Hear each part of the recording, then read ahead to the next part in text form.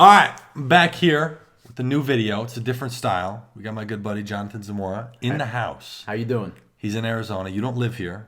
Yeah. You're on and off though. Yeah, You're definitely yeah. here. Yeah. Anyways, we're gonna go through. It's gonna be an interesting style video, a little bit more of an interview. I would love for him to give his perspective and view on obviously the inside look into your companies, what you've been doing, the transition you made about a year ago, give or take. Yeah, about a year. Which has been pretty interesting to watch. And I think it's awesome. So I just wanted to kind of have him talk about what he does. He operates a lot inside of the e-commerce space as well as real estate. Right. We could touch on that if you want. Interesting, very interesting story. Oh, man. But yeah, if you guys want some more interview style videos, maybe we'll do some more stuff. Drop a like down below and let's get into it. If you want to introduce yourself, where are you from, what do you do? Yeah. Let's rock with that. Yeah, so I am Jonathan Zamora. I'm 23 years old. I've been doing e-commerce for about 3.5 years now. Originally from Albuquerque, New Mexico. I've been kind of traveling around a little bit. I lived in Arizona for a bit. I've been spending some time in Texas. It's been really, really good. Right now, I'm currently focused on my email marketing agency, Settler Systems. We basically just work with direct-to-consumer brands to scale up their revenue with email. Super cool because you're just working with solidified brands that have a customer base and you can just knock the email out of the park and make a bunch of money doing it. Yeah, and we get to see a ton of like really interesting brands and kind of get to see the back end of them, which is always fun. Absolutely. So talk about before the email stuff because you've worked with brands before, you built some.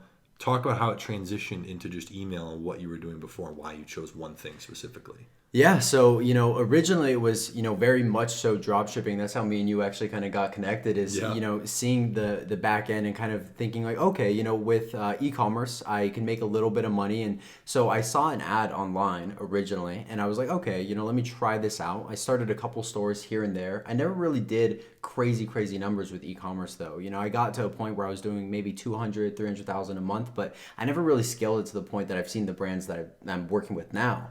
And I decided to go through and make a pause with my e-commerce about 1.5 years ago because we kept hitting this same point where I would scale up a store, either get something flagged, have a supplier issue, or I couldn't figure out how to scale it beyond that. And for me as an entrepreneur, I feel like I always want to have this place of just continuous growth.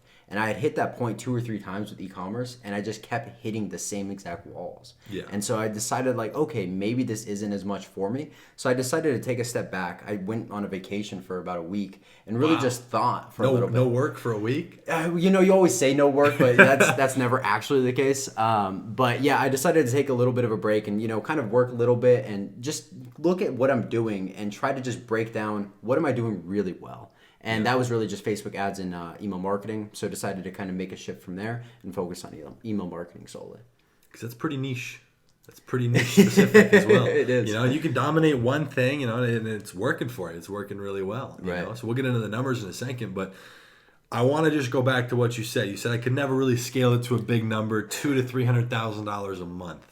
Let's just look at how blessed we are, man. $200,000 to $300,000 a month. It's nothing. That's crazy. Just that blows my mind even thinking about that. Right, and initially you kind of think about it from when you're getting started, and it's like these are crazy numbers, and so we absolutely are blessed. But then when you kind of see the back end of it, 200, 300,000 seems like a lot of money, but when you're netting 15%, you're really not taking away that much. And for an e-commerce brand, you have to reinvest so much. And so you maybe net 45, 60,000, but then you go and dump it back into the brand. So you don't really see a lot of it. And that's the thing. People always talk about the profit margin. What was your margin? And I think 15 to 25% is the average. I've had stuff that's healthy, 25, 30, but still out of the profit, the net profit that's technically left for you as a business owner, a lot of that has to go back into additional things when you're building a brand versus a store. Yep. So like talking about, you want to order inventory. Nice tax write-off, but that's upfront money. You want to build a bunch of new content. You want to build new websites. You want to hire 2 new people. All that is then additional expenses that get added on. So obviously making good money, but from a scalability perspective, I feel you. That's probably the most common point about $10,000 a day is where e-commerce stores get stuck, 5 to 10. Yeah, and we floated around that range for just way too long. And so I finally decided, at that point that for me, the biggest thing that kind of made the shift was looking at it as I could either be cash flow positive or cash flow negative, meaning with e-commerce, you spend all this money and then throughout the course of the month you make it back, where with an agency, you make the money up front and then over the course of the month you kind of just distribute that money to employees or whatever. So it's just in reverse. It's a big shift. Yeah. Okay. Yeah. And so with email marketing specifically, is there something inside of there that you like to focus on? Are you doing a lot of like post-purchase upsell campaigns for people who've already bought, or are you doing a lot of, recapturing people who might have not purchased something? What do you do inside of that space? Yeah, it's a great question. So for us, there's, I'll kind of give you two things. Number one is going to be what we call the core four. Very basic. It's basically all the things that you need to set up at the beginning of the funnel that's just going to really make sure that you plug all the holes in the funnel, which is going to be browse abandonment, site abandonment, abandoned cart, abandoned checkout. That's really just the full funnel from A to Z, and just sending out a sequence that really just drops them back into that specific step. Pretty simple. And then on the back end, what we really like to do is what we call a UGC generator. So there's a lot of ways that you could go through and get a community built up and kind of just get people a little bit more engaged. Okay. Where do you know anything about UGC? Have you ever used UGC for your brands? No. Zero. So UGC is just user generated content. So it's basically just like a video of somebody being like, hey, I just bought Hayden's shoes, or whatever it is, and kind of just talking about the brand and just creating content for you. It really resonates well for ads, does well for emails, and different social medias, everything like that. Yeah, we just hire people to do that. Yeah. We make sure we can get it as many as we Right. So this is just getting it organically rather than paying for it. And so what you could do is on a post-purchase sequence, you could actually go through and send anybody that has bought the product an email saying, hey, we want to get UGC from you. You walk them through how to either take a picture, record an unboxing video, whatever it is, and then you could give them some sort of an offer, which could be a refund, it could be a $5 gift card, whatever you want to do. So on the back end, that then kind of fuels the rest of the email ecosystem that we're kind of building, because then we kind of distribute this content to all these different emails, and it just makes it work a little bit better. Nice. See, I just learned something.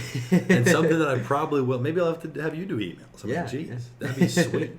Yes, there's so many cool creative ways, and if you can just dominate that one flow, you can make a lot of money. Right. So let's get into that topic. Yeah. What's the biggest month you've had generated from emails? For dollar volume. So for me, for the retainers from my clients, or gross revenue from sales of products. Oh, probably like So we've had some really, really massive stores that we've worked with in the last, 4 to 5 months that have been kind of crazy for me to see. Biggest one was about $3 million a month. And they were pretty consistent. So revenue that was coming from that brand alone was about $900,000 from email. So out of 3 million. Yes. And so this is what I want to touch on, because that is a crazy number, and we've talked about this a lot. When email is done properly, you can capture so much. Not 3%, 5%, which is like what people think is normal. Right. You're talking 15, 20, 25%. Yeah. Even in this case, that's like 28%. Yep. Just from emails. $900,000 with not really a lot of advertising costs. Obviously, they're paying you, and then they're paying costs to send out the emails, but very minimal. Yeah. Which is crazy. Yeah, it's pretty nuts. That's insane. So as an agency, if you want to get into it, what kind of numbers are you seeing? Are the brands with you consistently? What does your team look like? We can kind of lead it off there and then kind of close off the video. Yeah, so for us, we're looking at anywhere from about 50 to 60 brands that we actively manage right now. Over the last 10 months, we've serviced over 150 brands in total.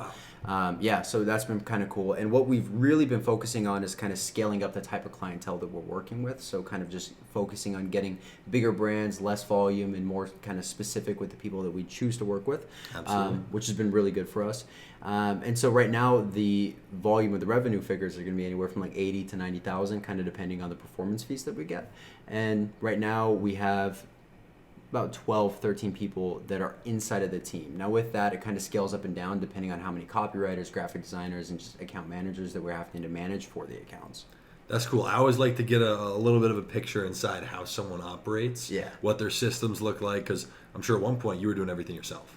Yeah, that's how it always is, right? As being an entrepreneur, you kind of take on every single hat that you possibly can, and then as that job or role becomes more specific and kind of ups the volume, you have to kind of start to delegate accordingly. Absolutely. And I think when you get really good at it too, it's a lot easier than to just explain it to someone else and kind of slowly outsource pieces, probably the ones you don't like as much first, right?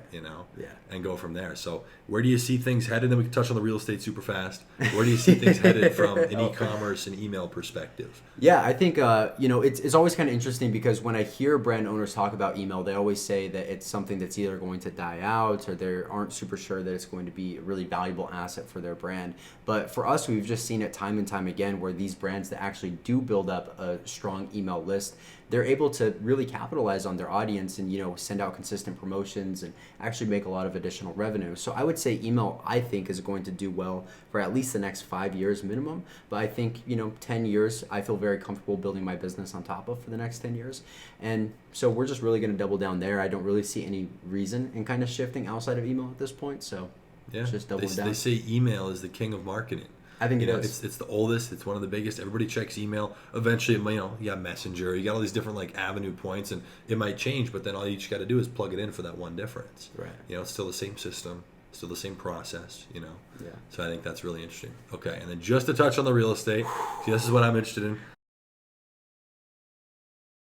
Kind of in the process of a little legal disagreement. Big legal. Let the attorney handle it, and we'll go from there. Either way, well, hey, it's been great. Appreciate you coming on. I will leave all of his stuff linked down below, as well as some information about your email marketing agency. Yeah. So we'll do some more videos soon. Make sure to drop a like. You can check out his YouTube channel as well, and we'll see you in the next one. Yeah. Peace. See ya.